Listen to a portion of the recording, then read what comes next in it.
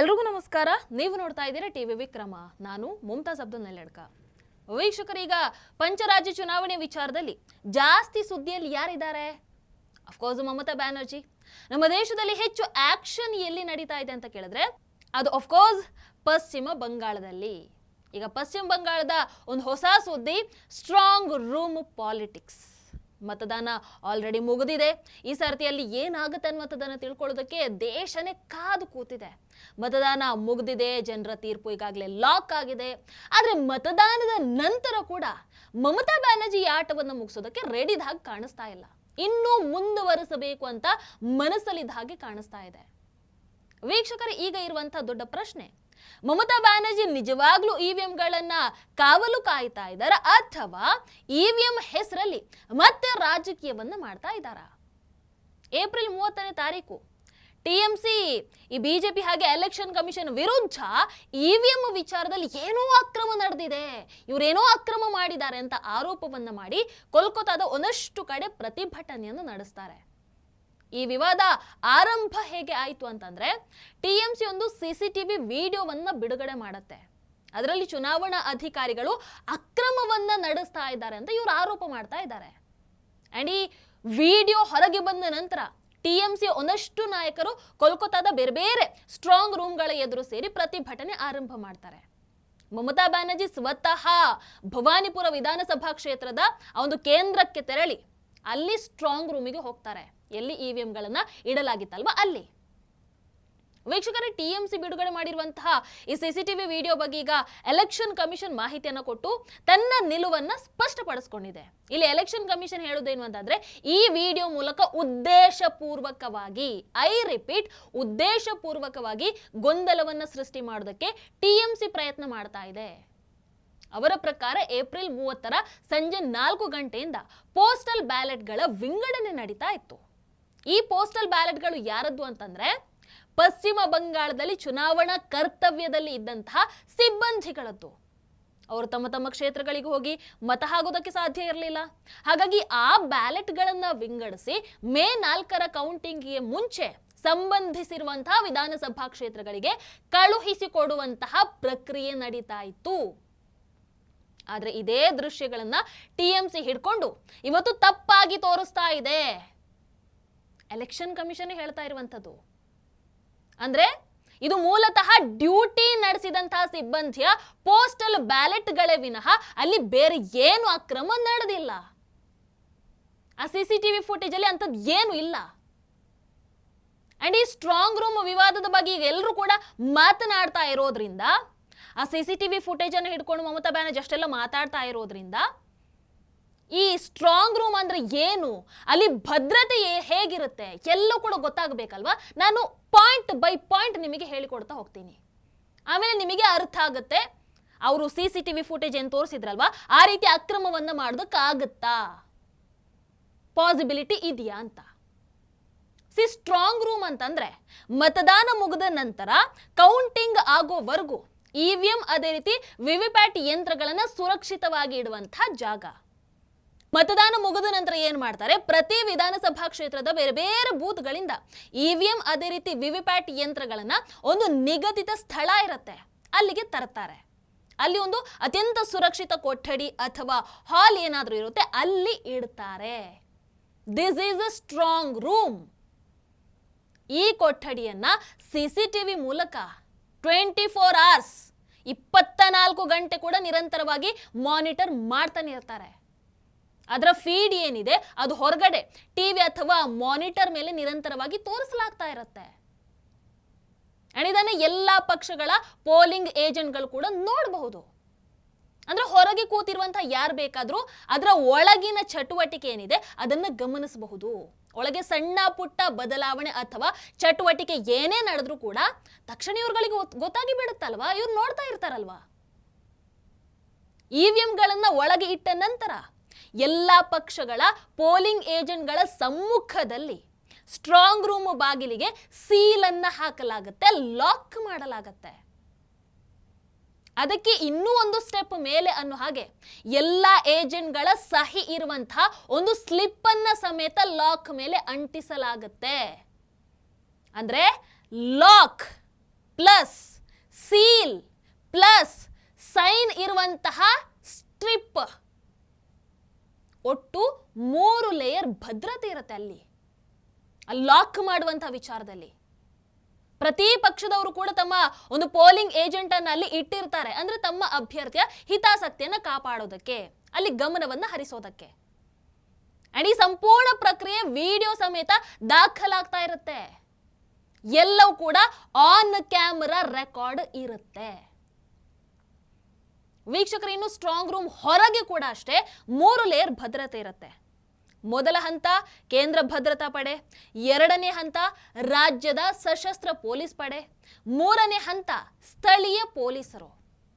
Strong room ಒಂದು ಬಾರಿ seal ಮಾಡಿದ ಮೇಲೆ ಅದಕ್ಕೆ ಯಾರಿಗೂ ಕೂಡ ಪ್ರವೇಶ ಇರೋದಿಲ್ಲ.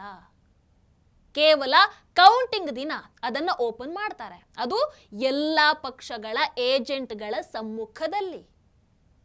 ಆಮೇಲೆ ಅದನ್ನು ಕೂಡ ವಿಡಿಯೋ ಮಾಡ್ಕೊಳ್ತಾರೆ. ಹೀಗಾಗಿ ಸಂಪೂರ್ಣ ಪ್ರಕ್ರಿಯೆ ಕಟ್ಟುನಿಟ್ಟಿನ ನಿಯಮ ಆಗಿರಬಹುದು, ಭದ್ರತಾ ವ್ಯವಸ್ಥೆಗಳ ಅಡಿಯಲ್ಲಿ ನಡೆಯುತ್ತೆ. ವೀಕ್ಷಕರು, ಇದನ್ನ ಓಪನ್ ಮಾಡುವಂತ ಸಮಯದಲ್ಲೂ ಕೂಡ ಅಷ್ಟೇ ಅದಕ್ಕೆ ಹಾಕಿರುವಂತಹ ಲಾಕ್ ಮೇಲೆ ಅಂಟಿಸಿರುವಂತಹ ಸ್ಲಿಪ್, ಆಮೇಲೆ ಅದರಲ್ಲಿ ಎಲ್ಲ ಪೋಲಿಂಗ್ ಏಜೆಂಟ್ಗಳ ಸೈನ್ ಏನಿತ್ತು ಅವೆಲ್ಲವನ್ನು ಕೂಡ ಸೂಕ್ಷ್ಮವಾಗಿ ಪರಿಶೀಲಿಸಲಾಗತ್ತೆ. ಏನಾದ್ರೂ ಆ ಕಡೆ ಈ ಕಡೆ ಆಗಿದೆಯಾ, ಸಮಸ್ಯೆ ಮಾಡಿದಾರಾ, ಲಾಕ್ ಮೇಲೆ ಅಂಟಿಸಿರುವಂತಹ ಕಾಗದ, ಹಾಕಿರುವಂತಹ ಎಲ್ಲ ಸೀಲ್ ಹಾಗೆ ಇದೆಯಾ ಇಲ್ವಾ ಅಂತ ಕನ್ಫರ್ಮ್ ಮಾಡ್ಕೊಳ್ತಾರೆ. ಅಂದ್ರೆ ಪ್ರತಿಯೊಂದು ವಸ್ತುವಿನ ಮೇಲೂ ಕೂಡ ಮೊದಲೇ ಸೀಲ್ ಹಾಕಿರ್ತಾರೆ. ವೀಕ್ಷಕರೇ, ಈಗ ಪಶ್ಚಿಮ ಬಂಗಾಳದ ಎಲ್ಲ ಸ್ಟ್ರಾಂಗ್ ರೂಮ್ಗಳ ಹೊರಗೆ ಭದ್ರತೆಯನ್ನ ಬಹಳಷ್ಟು ಹೆಚ್ಚು ಮಾಡಿದ್ದಾರೆ. ನಿಮಗೆ ಈಗ ಈ ಸ್ಟ್ರಾಂಗ್ ರೂಮ್ ಬಗ್ಗೆ ಹೇಳಿದ್ನಲ್ವಾ, ಇನ್ನು ನೆಕ್ಸ್ಟ್ ಮತದಾನದಿಂದ ಹಿಡಿದು ಎಣಿಕೆವರೆಗೆ ಹೇಗೆ ನಡೀತಾ ಅದನ್ನು ಕೂಡ ಹೇಳ್ಬಿಡ್ತೀನಿ. ಯಾಕಂದ್ರೆ ಮಮತಾ ಬ್ಯಾನರ್ಜಿ ಮಾಡ್ತಾ ಇರುವಂತಹ ಆರೋಪಕ್ಕೆ ನಿಮಗೊಂದು ಕ್ಲಾರಿಟಿ ಸಿಗ್ಬೇಕಲ್ವ, ಅದಕ್ಕೋಸ್ಕರ. ಮತದಾನ ಮುಗಿದ ನಂತರ ಆ ಬೂತಿನ ಪ್ರಿಸೈಡಿಂಗ್ ಆಫೀಸರ್ ಇವಿಎಂ ನಲ್ಲಿ ಕ್ಲೋಸ್ ಬಟನ್ ಅನ್ನು ಒತ್ತುತ್ತಾರೆ. ಅದಾದ ನಂತರ ಒಂದು ಫಾರ್ಮ್ ಅನ್ನ ಫಿಲ್ ಮಾಡ್ತಾರೆ. ಅದರಲ್ಲಿ ಸಂಪೂರ್ಣ ಮತದಾನದ ಮಾಹಿತಿ ಇರುತ್ತೆ. ಫಾರ್ ಎಕ್ಸಾಂಪಲ್, ಎಷ್ಟು ಮತಗಳು ದಾಖಲಾಗಿವೆ, ಇವಿಎಂ ನ ಸಂಖ್ಯೆ ಏನು, ಎಲ್ಲ ವಿವರಗಳು ಇರುತ್ತೆ.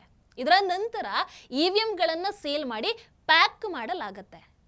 ಈ ಸಂಪೂರ್ಣ ಪ್ರಕ್ರಿಯೆ ಎಲ್ಲ ಪಕ್ಷಗಳ ಪೋಲಿಂಗ್ ಏಜೆಂಟ್ಗಳ ಮುಂದೆನೆ ನಡೆಯುತ್ತೆ. ಇಲ್ಲಿ ಯಾರಿಗಾದ್ರೂ ಏನಾದ್ರೂ ಆಕ್ಷೇಪಣೆ ಇದ್ರೆ, ಯಾರಿಗಾದ್ರೂ ಇಲ್ಲಿ ಮೋಸ ನಡೀತಾ ಇದೆಯಪ್ಪ ಅಂತ ಅನ್ನಿಸ್ಬಿಟ್ರೆ ಅವರು ಆನ್ ಸ್ಪಾಟ್ ಅದೇ ಕ್ಷಣದಲ್ಲಿ ತಮ್ಮ ಆಕ್ಷೇಪಣೆಯನ್ನ ದಾಖಲಿಸಬಹುದು, ಪ್ರಕ್ರಿಯೆಯನ್ನ ಆನ್ ಸ್ಪಾಟ್ ನಿಲ್ಲಿಸಬಹುದು. ಇವಿಎಂ ಸೀಲ್ ಮೇಲೆ ಕೂಡ ಎಲ್ಲ ಪಕ್ಷಗಳ ಪೋಲಿಂಗ್ ಏಜೆಂಟ್ಗಳ ಸೈನ್ ಇದ್ದೇ ಇರುತ್ತೆ. ಒನ್ಸ್ ಅಗೇನ್ ಸೈನ್ ಇದ್ದೇ ಇರುತ್ತೆ. ಇನ್ನು ಪೋಲಿಂಗ್ ಬೂತ್ ಇಂದ ಸ್ಟ್ರಾಂಗ್ ರೂಮ್ ವರೆಗೆ ಇವಿಎಂಗಳನ್ನ ಸಾಗಿಸ್ತಾರಲ್ವಾ, ಆಗ್ಲೂ ಅಷ್ಟೇ ಪೋಲಿಂಗ್ ಏಜೆಂಟ್ಗಳು ಅವರ ಜೊತೆಗೆ ಹೋಗಬಹುದು. ಸೊ ಇದರಿಂದ ಮಧ್ಯದಲ್ಲಿ ಏನಾದ್ರೂ ಸಮಸ್ಯೆ ಆಯ್ತು, ಗೊಂದಲ ಆಯ್ತು ಅಂತ ಆರೋಪ ಮಾಡಬಾರ್ದಲ್ವಾ, ಅದಕ್ಕೋಸ್ಕರ. ಸಾಮಾನ್ಯವಾಗಿ ಕೌಂಟಿಂಗ್ ಸೆಂಟರ್ನ ಕ್ಯಾಂಪಸ್ನಲ್ಲೇ ಸ್ಟ್ರಾಂಗ್ ರೂಮ್ ಅನ್ನು ನಿರ್ಮಾಣ ಮಾಡ್ತಾರೆ, ಅಂದ್ರೆ ಅದನ್ನ ತಗೊಳ್ತಾರೆ. ಕೌಂಟಿಂಗ್ ದಿನ ಸ್ಟ್ರಾಂಗ್ ರೂಮ್ ಓಪನ್ ಮಾಡಿದಾಗ ಎಲ್ಲ ಪೋಲಿಂಗ್ ಏಜೆಂಟ್ಗಳ ಮುಂದೆನೆ ಇವಿಎಂ ಅನ್ನ ಆನ್ ಮಾಡಲಾಗತ್ತೆ. ಮತದಾನ ಎಲ್ಲ ಮುಗಿದ ನಂತರ ಆಗ ನಾನು ಆಫ್ ಮಾಡ್ತಾರೆ ಅಂತ ಹೇಳಿದ್ನಲ್ವಾ, ಸೊ ಅದನ್ನ ಈಗ ಆನ್ ಮಾಡ್ತಾರೆ. ಆನ್ ಮಾಡಿ ಮತ ಎಣಿಕೆ ಪ್ರಕ್ರಿಯೆ ಆರಂಭ ಆಗತ್ತೆ. ಈ ಪ್ರಕ್ರಿಯೆ ಚುನಾವಣಾ ಅಧಿಕಾರಿಗಳಾಗಿರಬಹುದು, ಇನ್ನು ಎಲ್ಲ ಪಕ್ಷಗಳ ಪೋಲಿಂಗ್ ಏಜೆಂಟ್ಗಳ ಸಮ್ಮುಖದಲ್ಲೇ ಒನ್ಸ್ ಅಗೇನ್ ನಡೆಯುವಂಥದ್ದು. ಯಾವುದೇ ಮುಚ್ಚುಮರೆ ಅಲ್ಲಿ ಇರುವಂಥದ್ದಲ್ಲ, ಯಾವುದೇ ಮುಚ್ಚುಮರೆ ಇರೋದಿಲ್ಲ. ಸಾಮಾನ್ಯವಾಗಿ ಮೊದಲಿಗೆ ಪೋಸ್ಟಲ್ ಬ್ಯಾಲೆಟ್ಗಳ ಎಣಿಕೆ ನಡೆಯುತ್ತೆ. ಅಂದ್ರೆ ಅಂಚೆ ಮೂಲಕ ಬಂದಂತಹ ಮತಗಳು ತಮ್ಮ ಕ್ಷೇತ್ರಕ್ಕೆ ಬಂದು ಮತ ಹಾಕೋದಕ್ಕೆ ಸಾಧ್ಯ ಆಗದಂಥವ್ರು, ಹೊರಗಡೆ ಕೆಲಸದಲ್ಲಿರುವಂಥವ್ರು ಅಥವಾ ಬೇರೆ ಬೇರೆ ಕಾರಣಗಳಿಂದ ಮತದಾನ ಮಾಡೋದಕ್ಕೆ ಆಗದಂಥವ್ರು ಪೋಸ್ಟಲ್ ಬ್ಯಾಲೆಟ್ ಮೂಲಕ ತಮ್ಮ ಮತವನ್ನು ಚಲಾಯಿಸಿರ್ತಾರೆ. ಹಾಗಾಗಿ ಮೊದಲಿಗೆ ಅವುಗಳ ಎಣಿಕೆ ಆಗತ್ತೆ. ಅದಾದ ನಂತರ ಇವಿಎಂ ನಲ್ಲಿ ದಾಖಲಾಗಿರುವಂತಹ ಮತಗಳ ಎಣಿಕೆ ಪ್ರಾರಂಭ ಆಗತ್ತೆ. ಈ ಸಂಪೂರ್ಣ ಪ್ರಕ್ರಿಯೆ ಒನ್ಸ್ ಅಗೇನ್ CCTVಯಲ್ಲಿ ದಾಖಲಾಗಿರುತ್ತೆ. ಅಂಡ್ ಇದರ ಫುಟೇಜ್ ಅನ್ನ ಆಮೇಲೆ ಬೇಕು ಅಂತಂದ್ರೆ ನೀವು ನೋಡಬಹುದು, ಡೌಟ್ಸ್ ಇತ್ತು ಅಂತಂದ್ರೆ. ಹೀಗೆ ಸ್ಟ್ರಾಂಗ್ ರೂಮ್ ವ್ಯವಸ್ಥೆ ಕೆಲಸ ಮಾಡುತ್ತೆ. EVMಗಳನ್ನು ಸ್ಟ್ರಾಂಗ್ ರೂಮಲ್ಲಿ ಇಡೋ ವಿಧಾನ ಆಗಿರಬಹುದು, ಅದರ ಭದ್ರತೆ ಆಗಿರ್ಬೋದು ಎಷ್ಟು ಗಟ್ಟಿಯಾಗಿರುತ್ತೆ ಅಂತಂದರೆ ಯಾರಾದರೂ ಸುಮ್ಮನೆ ಸೀದಾ ಹೋಗಿ ಏನೋ ಮಾಡಿಬಿಡ್ತೀನಿ ಅನ್ನುವಂಥದ್ದಕ್ಕೆ ಚಾನ್ಸ್ ಇರಲ್ಲ. ಅದರಲ್ಲಿ ಯಾವುದೇ ರೀತಿಯಾದಂತಹ ತೊಂದರೆ ಮಾಡೋದಕ್ಕೆ ಸಾಧ್ಯ ಇಲ್ಲ. ಆಗಲೇ ಹೇಳಿದ ಹಾಗೆ 3 ಹಂತಗಳ ಭದ್ರತೆ ಇರುತ್ತೆ.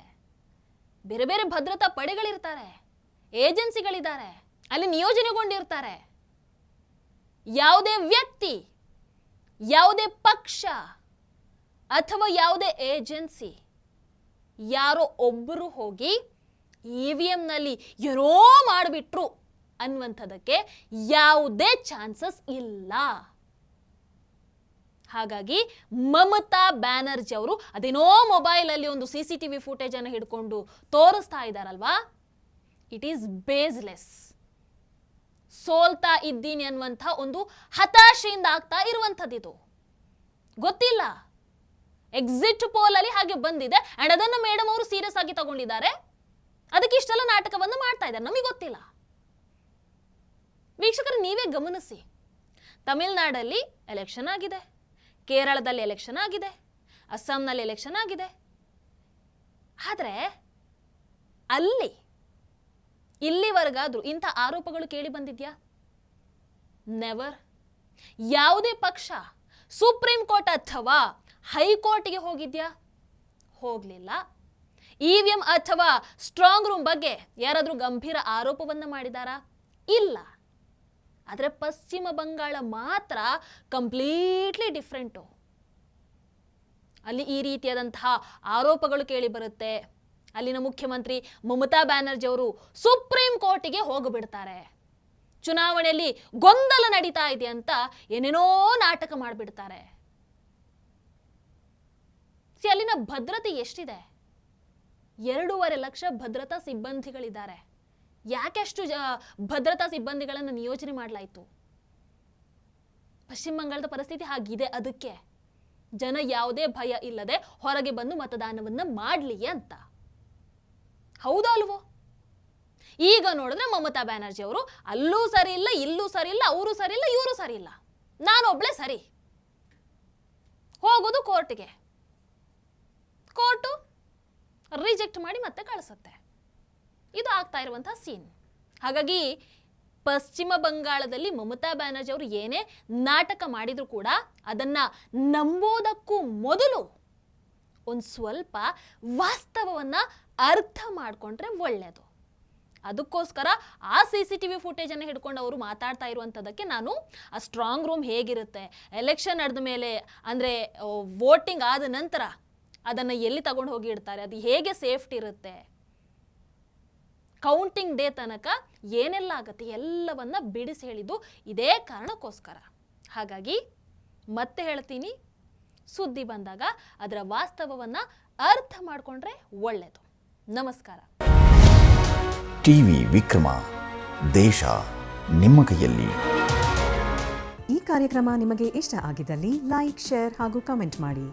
ಟಿವಿ ವಿಕ್ರಮದ ಕಾರ್ಯಕ್ರಮಗಳನ್ನು ನಿರಂತರವಾಗಿ ವೀಕ್ಷಿಸಲು ಸಬ್ಸ್ಕ್ರೈಬ್ ಮಾಡಿ, ಬೆಲ್ ಐಕನ್ ಒತ್ತಿ.